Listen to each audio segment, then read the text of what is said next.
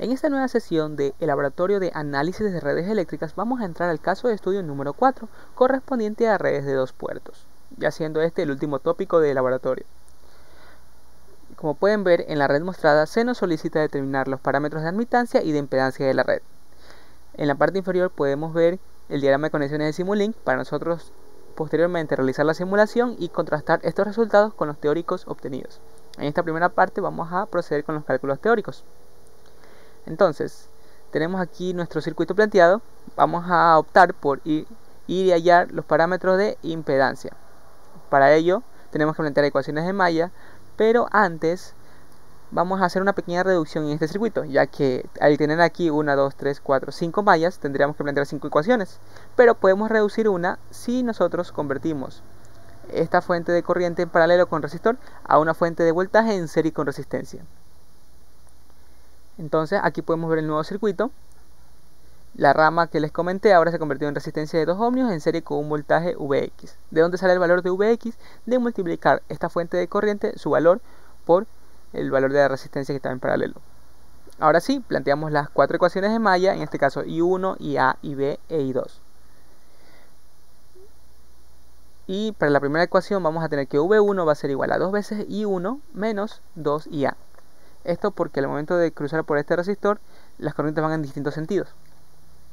La siguiente ecuación será lo que viene a ser el valor de la fuente de voltaje, que en este caso es 2Ix, tiene que ser igual a la caída de tensión por todos los otros componentes, ¿no? En primera instancia vamos a tener menos 2I1 porque es la que comparte con la corriente de esta malla. Tendría también un menos 2IB en el término de la derecha, porque también comparte esa corriente. Y la propia sería 4 veces IA.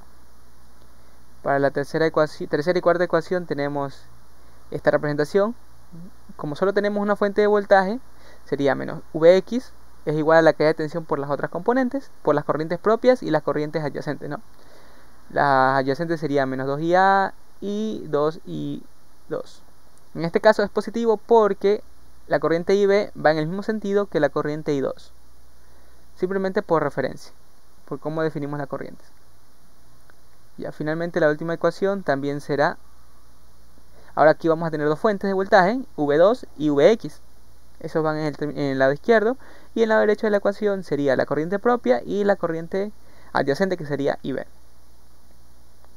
Ahora, como podemos ver en nuestro sistema tenemos fuentes de voltaje y corrientes controladas, bueno, en este caso fuentes de voltaje controlados. Tenemos que determinar nuevas ecuaciones auxiliares que nos permitan determinar su equivalencia en función de variables que nos interesen. ¿Cuáles son las variables que nos interesan? Son V1, V2, I1 y I2, porque en eso se basan nuestros modelos de redes de 2 puertas. Sí, y aquellas otras variables, por ejemplo IA, IB, IX y Vx, tienen que eliminarse. Al final vamos a buscar un sistema de 2x2. Entonces, aquí tenemos el primer equivalente para lo que es Ix. Podemos ver que justo en esa rama la corriente IB va en el mismo sentido y la corriente IA va en sentido opuesto. Por otro lado, Vx sería la caída de tensión generada por la corriente IB, que pasa por el resistor de la parte de en medio, por un ohmio, concluyendo a que Vx va a ser igual a IB. Ahora vamos a proceder a evaluar estas nuevas expresiones 5 y 6. Vamos a evaluarlas en las ecuaciones que tengan las variables Ix y Vx, ¿no? Aquí tenemos entonces, una vez evaluado y ya simplificado, ahí tenemos las ecuaciones 1, 2, 3, 4. Ahora vamos a despejar las variables IA e IB para dejar todo en términos de las variables antes mencionadas.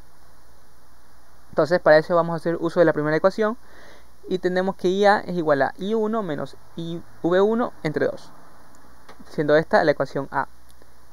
Asimismo, con la ecuación 4 despejamos IB y tendríamos V2 entre 3 sería igual, menos 2 tercios de I2. Esos serían los equivalentes de IA y IB. Estas ecuaciones las denominaremos A e IB.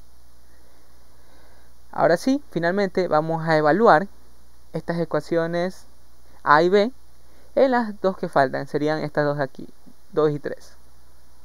Podemos ver aquí el reemplazo.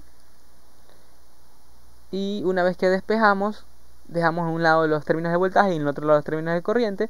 Ahora tenemos que reducir un poco las expresiones. Así que en este punto lo que haremos para la primera parte sería restar la ecuación C menos 3 veces la ecuación D, donde vamos a obtener la equivalencia de lo que viene a ser V2 en términos de las corrientes I1 y 2. Asimismo, hacemos ahora para encontrar V1. Aquí en este caso tendríamos que restar C menos 2 tercios de D. Y despejando tendríamos que V1 es igual a 8 séptimos de I1 más 4 séptimos de I2. Finalmente armamos nuestro sistema matricial y podemos ver que nuestra matriz de impedancia Z va a tener esta forma: 8 séptimos, 4 séptimos, 3 séptimos y 5 séptimos. Asimismo, si nosotros queremos hallar la matriz inversa, que ya correspondería a la matriz de admitancia, simplemente con alguna calculadora o algún software aplicamos la inversa de la matriz y tendríamos los siguientes valores: 5 cuartos, menos 1, menos 3 cuartos y 2. En este punto damos por concluida la parte correspondiente a los cálculos teóricos.